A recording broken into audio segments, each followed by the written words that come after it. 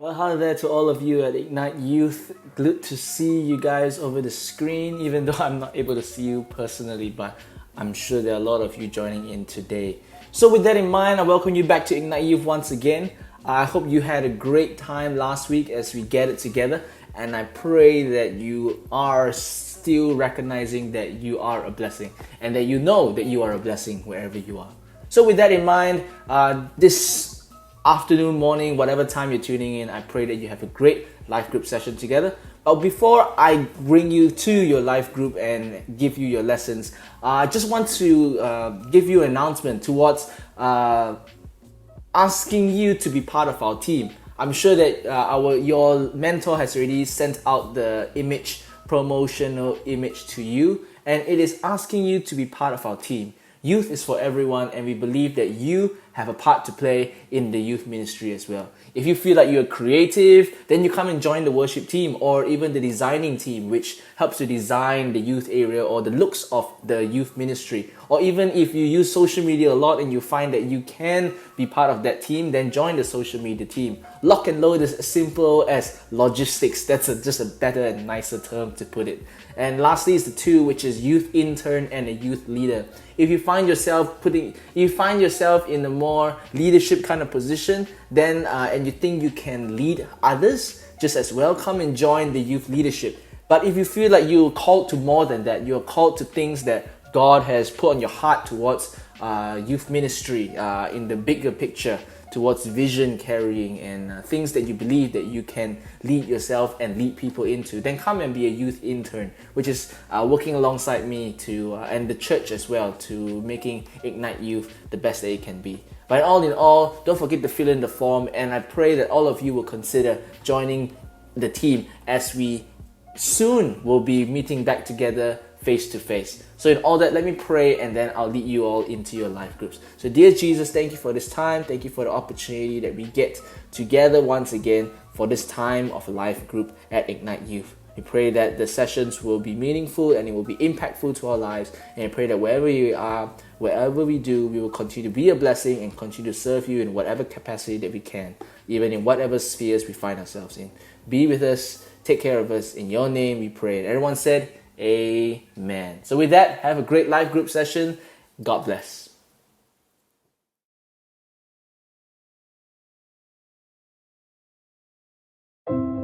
You've heard of the butterfly effect.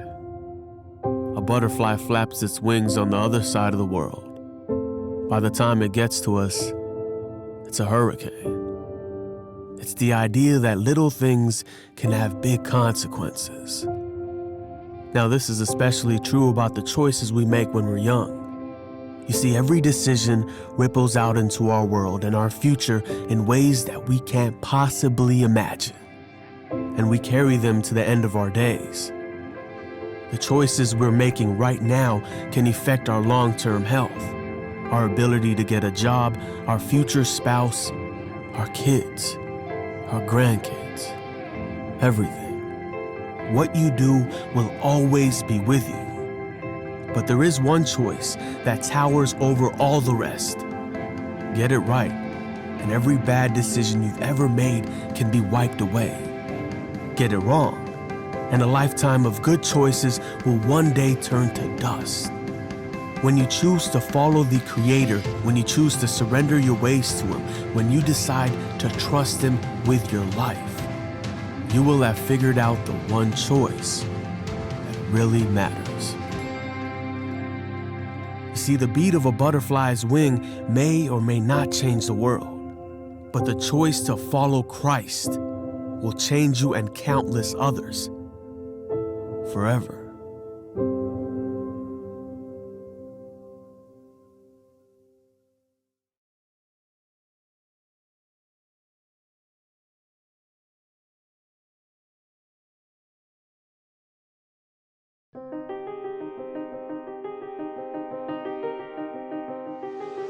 My parents put a lot of pressure on me to really do well in high school, especially my dad. He wanted me to be the first man in our entire family to attend college and earn a bachelor's degree, even a master's.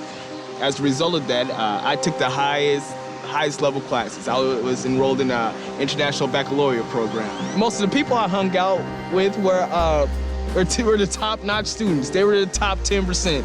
You know, I knew the valedictorian, I knew the salutatorian. It was very important to me that I was a part of that elite group. And I feel like if I didn't make those grades, that I would probably, you know, become an outcast, or, you know, they would look at me and say, oh, Troy, you're one of the regular students. You're fake, you know, you're trying to be something that you're not. Maybe you need to tone it down.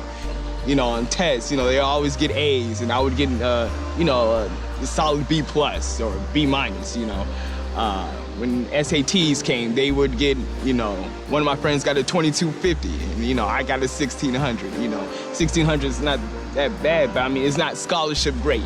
And they were scholarship great, you know. They were getting all of the nice scholarships and national achievement scholarships and national merit scholarships, and it didn't look like any scholarships were coming my way. And my dad noticed that, you know, and so, you know, he was real stern with me. He said, T, you know, you have to get your grades in order. You have to get your grades in check, you know, because you need scholarships to go to college, you know, to fulfill your goal and the dream that we have for you. But I felt really burdened, you know. I felt like I couldn't do it. I didn't really believe in myself that I could, and he did. And I just didn't want to disappoint him, because no son really wants to disappoint their father.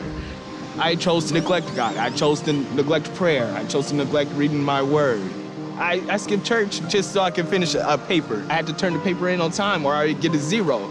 If I got a 0 on this paper, it was a test grade, you know, probably would have failed the class. If I failed the class, you know, no scholarships would come in, and, you know, my chances of going to college were going to be limited. I thought to myself, oh, it's just church. You know, church is going to come around next Sunday. You know, God is going to understand. I'm the athletic trainer for softball, baseball, soccer, track, basketball, volleyball, and football. It is an all-year thing, and it is a very big time-consuming activity that I do. Hopefully it's going to help me like within the medical field and sports medicine and physical therapy. There have been times where my parents are like, you have been coming home so late because of practices, and you just don't have time for anything anymore. You always like grab stuff on the go to eat, and you just head to practice or something. And that's what I tend to do. I don't have time to go to church or hang out with my friends because of athletic training. Like, I'll study till maybe 2 o'clock in the morning, and then I'll have to wake up at 6.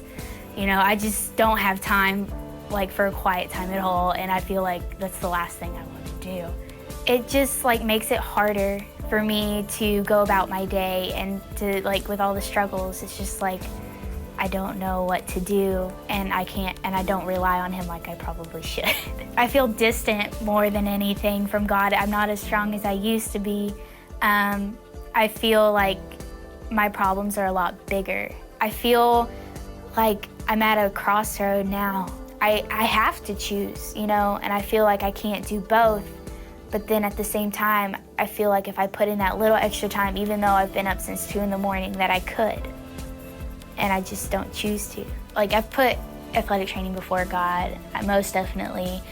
And I feel like I am worshiping an idol just because of it, because it's so time consuming. I don't have time for God.